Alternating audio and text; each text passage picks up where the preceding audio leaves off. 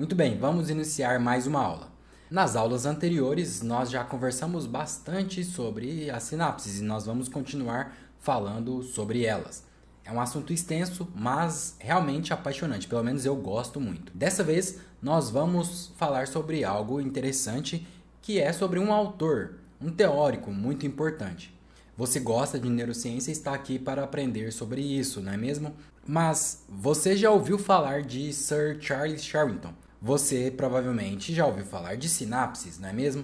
Mas você já se perguntou de onde surgiu esse termo? Na aula de hoje nós vamos conversar sobre esse autor que foi o responsável por cunhar esse termo. Sinapse é um termo pouco comum e Charles Sherrington foi o responsável por nomear essa atividade. Nós sabemos que a sinapse é um ponto de interseção entre um neurônio e outro. É o ponto de comunicação entre dois neurônios. Charles Sherrington foi muito meticuloso ao pensar no termo que ele daria para descrever um processo que ele estava observando, que no caso hoje sabemos que é o ponto de comunicação entre dois neurônios. E você vai ficar por dentro de uma informação bem legal de como esse personagem, de como esse teórico chegou a esse nome, contando com a ajuda até mesmo de escritores, poetas e etc. Esse que você está vendo aqui, obviamente, é o próprio Charles Scott Sherrington. Ele foi eleito membro da Royal Society em 1893. Ele serviu como presidente dessa sociedade desde 1920, mais precisamente, até 1925. Então foram 5 longos anos sendo presidente dessa sociedade muito famosa. Uma comunidade científica muito famosa e que teve uma importância e tem uma importância muito singular para a ciência até nos dias de hoje. É uma das sociedades mais antigas existentes atualmente. E se você não conhece a Royal Society, eu vou falar sobre ela daqui a pouquinho para você ter a dimensão do quão grande e quão importante é essa instituição, essa comunidade científica. Bom, nosso querido Charles Sherrington foi um neurocientista britânico. Ele foi um dos primeiros a reconhecer a importância das sinapses, que são as conexões entre dois neurônios. Ele veio chamar isso de sinapse, mas o fato é que, enquanto pesquisava, Sherrington conseguiu identificar a importância desse processo para a comunicação do sistema nervoso. Algumas pesquisas, muitas já eram conduzidas e falava sobre neurônios, sobre a comunicação entre eles e como poderia ser. Então, Sherrington foi inovador justamente por conseguir dar detalhes de como acontece a comunicação entre os neurônios. Aqui na imagem da esquerda você está vendo Burlington House. Aqui foi sediada a Royal Society entre os anos de 1837 até 1967. À direita, a Royal Society em Londres. Ela foi fundada em 28 de novembro de 1660. A Royal Society é a mais antiga e mais prestigiada sociedade científica no mundo inteiro. O seu objetivo é promover o conhecimento científico e também incentivar o desenvolvimento e o uso da ciência para o benefício da humanidade. E como eu disse, para te fazer ter noção da dimensão dessa sociedade, eu trouxe aqui 5 grandes nomes que passaram por essa sociedade. Isaac Newton, Charles Darwin, Marie Curie, Albert Einstein e Stephen Hawking. Todos são nomes extremamente importantes para a sociedade moderna, para a ciência, para a comunidade neurocientífica como um todo. Marie Curie, menos famosa como deveria, mas igualmente importante. Ela foi responsável por descobrir o rádio e o polônio. Ela viveu entre 1867 e faleceu em 1934. Bom, e um ponto interessante é que nosso querido Charles Sherrington foi contemporâneo de Albert Einstein. Então eu resolvi fazer uma pesquisa para ver se eles chegaram a se comunicar. 2 mentes brilhantes que frequentavam a mesma sociedade, então ficou a dúvida.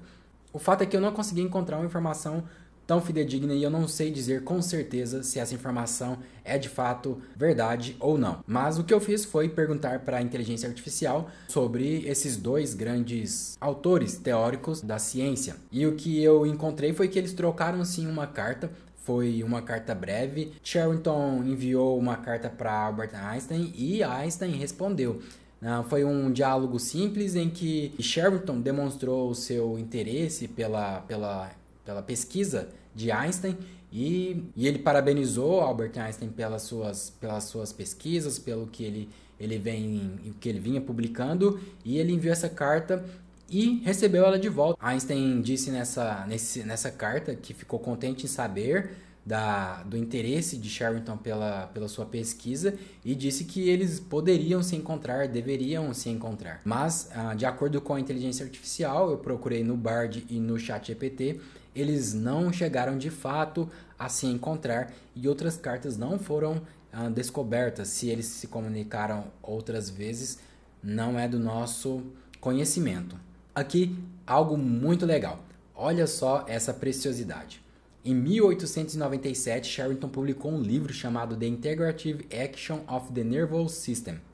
Esse foi um livro onde ele usou a palavra sinapse para descrever a conexão entre os dois neurônios. A palavra sinapse vem da palavra grega synapten, que significa ligar. Mas isso não é tudo. Fica comigo porque você vai aprender muito mais ainda sobre essa história. É só o comecinho. Eu achei interessante porque aqui é uma foto, né? É um material digitalizado, uma foto mesmo do livro original, né? A página amarelada como era de fato. É um artefato histórico. Inclusive, itens do nosso querido Charles Sherrington estão na Universidade de Oxford, em uma sala que ganhou o seu próprio nome, onde lá tem vários itens pessoais. Aqui tem outro documento digitalizado que também eu acho incrível, porque é uma foto do documento original, certo?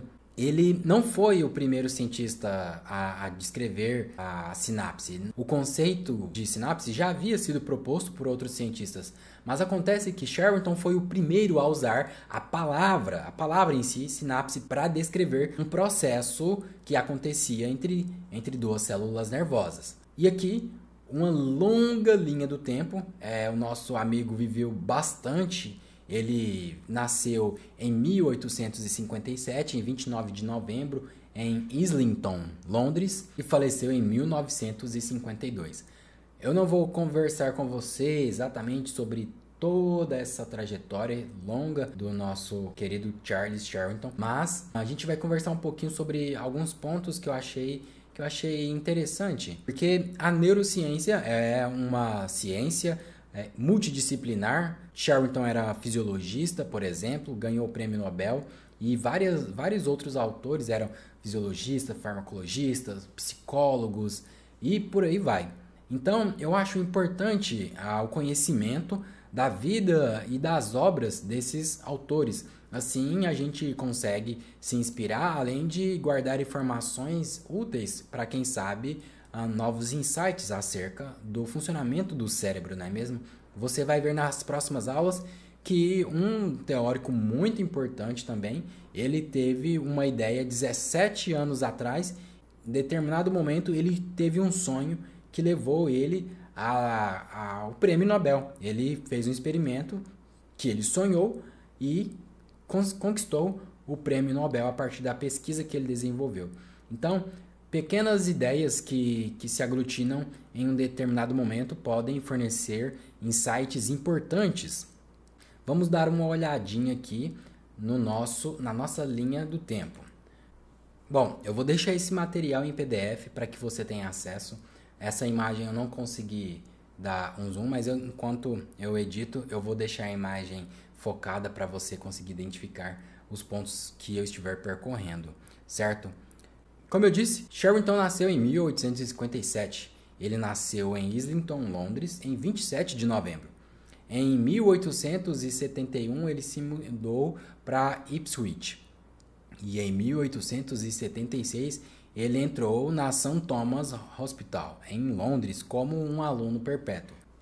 Em 1885, Sherrington obteve o título de bacharel em medicina pela Universidade de Cambridge. E em 1887 ele foi premiado nessa mesma universidade. Sherrington se casou logo depois, em 1891, e em 1895 ele foi eleito membro da Royal Society. Em 1897, ele se tornou professor de fisiologia na Universidade de Liverpool, lá no Reino Unido, e em 1897 ele escreveu 3 capítulos e foi coautor de um textbook. Em 1920, ele se tornou presidente da Royal Society e finalizou seu trabalho como presidente em 1925. Charles Sherrington publicou muitos livros onde ele estudou a atividade reflexa da medula espinhal e inclusive em 1935 ele publicou um livro sobre isso. Em 1932 foi quando ele recebeu o Prêmio Nobel de Fisiologia ou Medicina, juntamente com Adrian, por suas descobertas sobre a função dos neurônios. Charles Sherrington viveu bastante e pôde fazer muitas contribuições para a ciência. Ele fez contribuições fundamentais para o nosso entendimento do sistema nervoso.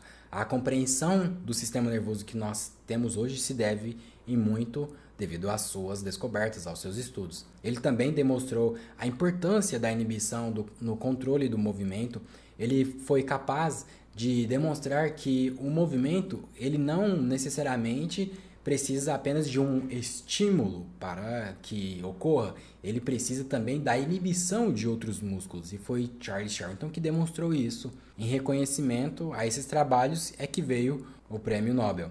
Seus documentos e correspondências científicas estão arquivadas na sala Sherrington do Departamento de Fisiologia, Anatomia e Genética da Universidade de Oxford. Além disso, muitos de seus objetos pessoais e equipamentos de laboratório são exibidos na Universidade de Oxford.